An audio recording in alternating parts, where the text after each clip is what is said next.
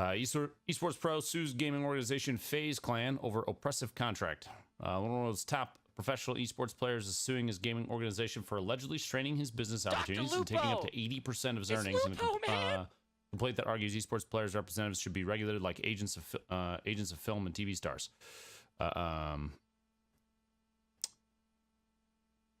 Yeah.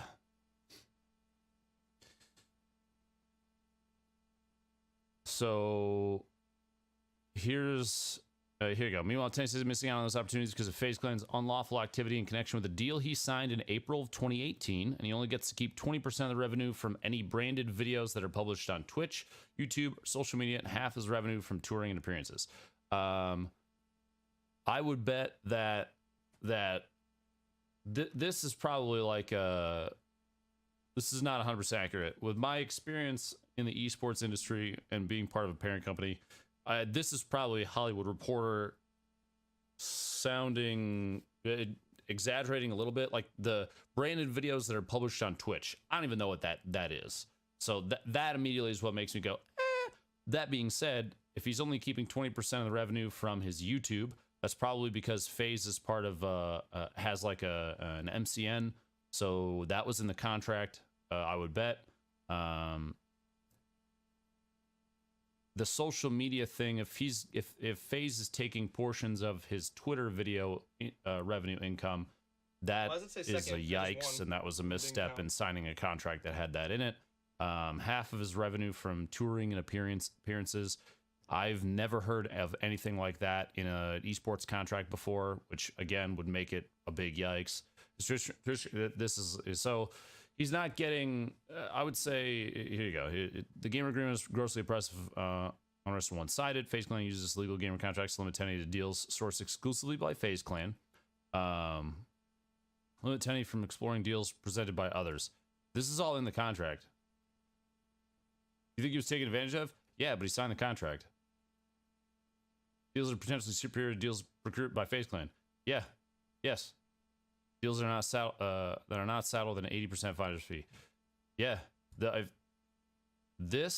mean, that's a yikes. Like, you signed it. Every esports contract, here's the deal. The way that they are presented, if you sign to a team, when you sign over, you basically say, I'm gonna take Faze Clan deals first. They have priority over everything else. Every esports team does this, and that's a duh. Like look at it this way. Let's say Rogue is like, we want, and I didn't have a chair deal. Imagine that's the situation.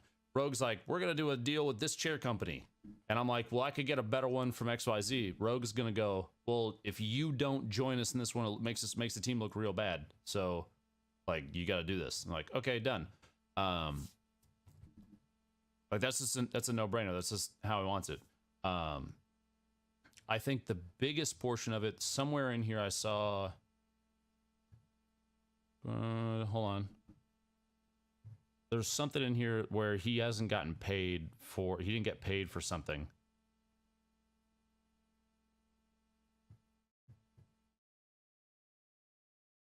This is yikes. Tenny's petition to the labor commissioner also claims Faze Clan signed an 11-year-old. Pressure the minor and his family to lie about his age. Curious who that is. So, yeah. I mean, ultimately, like,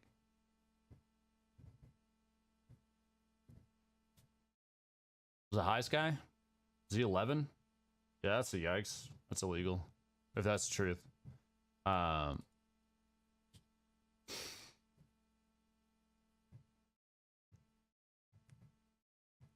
Here you go. Jeopardize their health, safety, and welfare. Rest freedom and petition to determine controversy. Tenny says Faze Clan pressured him to live in one of his homes in Hollywood Hills with other young YouTubers, where he said he was given alcohol before turning 21 and encouraged to illegally gamble. I mean, if that's true, it doesn't surprise me. Like, look at, I don't know. According to Tenny's attempt to terminate the agreement in September, claiming Faze Clan breached their deal. According to the complaint, the group rejected Tenny's termination and contends he's still bound by their contract. Then he's asking for a court for a declaration that the gamer agreement is terminated and is seeking fair payment for services plus discouragement of Faze claims profits and punitive damages. So it's in phases. It's in anybody that gets signed. Man, this is a tough subject because of my position. I want to say certain things, but there's probably stuff I can't say because I don't want it to be misinterpreted. The bottom line is read your contract. It's a non-compete contract. Yeah. If you're out there, dude, if you sign into this stuff, read your contract. Read it. I have been extremely lucky. Rogue has never done anything. When there's been competing deals and I say I can't do that, they're like, okay. Rogue has always been extremely good to me. Why do you think I'm still with them? You know? Ta-da! But y'all gotta read the contract, dude. You gotta read it. Gotta read it. How long is Rogue now? 2.5 years, something like that. It's been a while. There's stuff in there. They're always gonna. Oh, you just got more money. The idea is by joining an org, you get a potential popularity boost. You go to TSM, it's TSM, dude. TSM is gonna be like, check out a new TSM player, and then you're gonna be like, boom, TSM. But they also get a portion of they need to profit off of you. Like that's a no-brainer. It's a business. This sucks though. Like this is if it's actually 80%, and like if whatever's in here, 20% revenue from 20% from his YouTube. That's tough, dude. Or social media, half his revenue from touring and appearances. I don't know what that's necessarily implying, but like still a predatory contract. Read your contract. There's a lot of young people instead of that.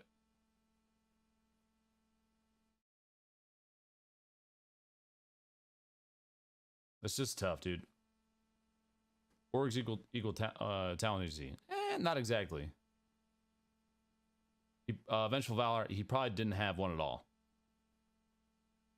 He probably didn't have one at all, to be honest. So what's going on? I know you can't talk about numbers, but those are high. Those are extremely high. Extremely high, dude. These gamers have any leverage to push back? Most don't. Turner does. He's successful. Which is, I mean, if there's actually pain here, like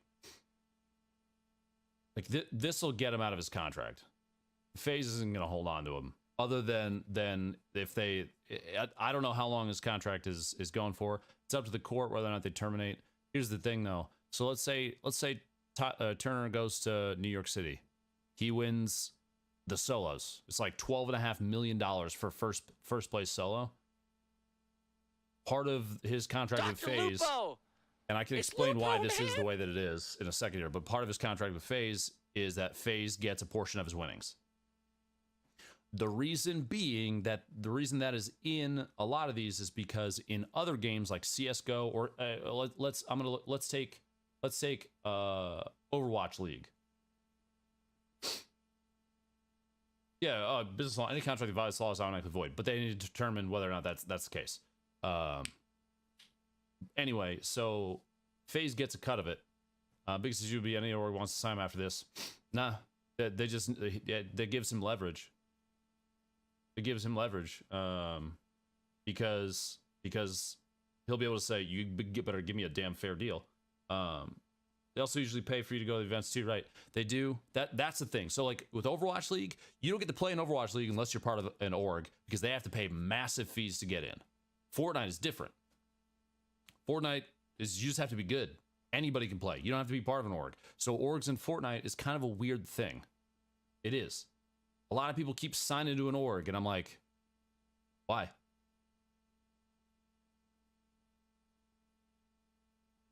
Like, unless you're in a situation where you're like, I need representation, that's great. That's a good reason. But if it's you're just like, I just want to play the Fortnite World Cup, just play. You know, just play. but there's going to be places like Rogue offers quite a bit of support to the people, you know. But like Turner doesn't need an esports team. He's got enough money he can pay for his flights and all that stuff. Rogue takes 100% of your earnings, don't they? No. I know you're trying to be funny, but no.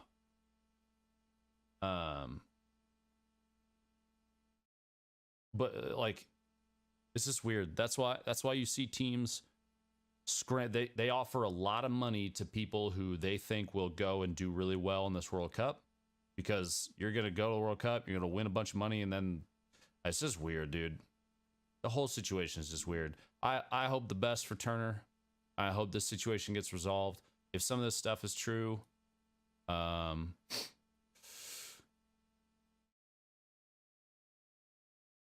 like he hurt himself, injured his arm while skateboarding, which resulted in permanent disfigurement. I mean, I don't know if that's true or not.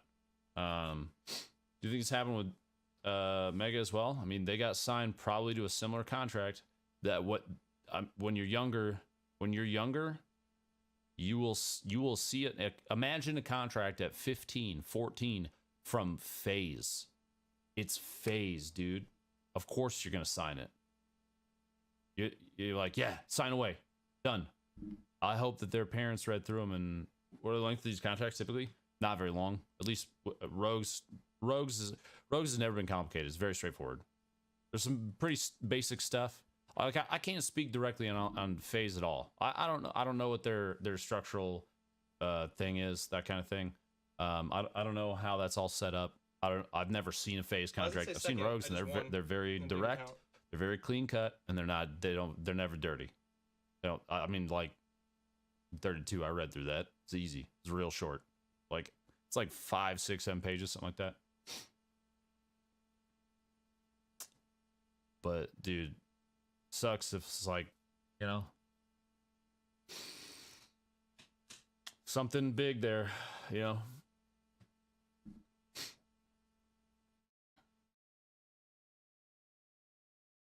Yeah, people are intimidated by legalese. They shouldn't be. Just read it. It's easy. I just want to, because it was brought up earlier, I just want to talk about it. Now on 15 saw an ad on YouTube for Braxton, who's less than 1 year old and has brain tumor. Crying over here before watching cat vids. That's what you do. F cancer. Agreed. Lachlan, Civil Gamer, Rad Bear Wolf, Calyx, Nightwing, Grand Slam, Husker.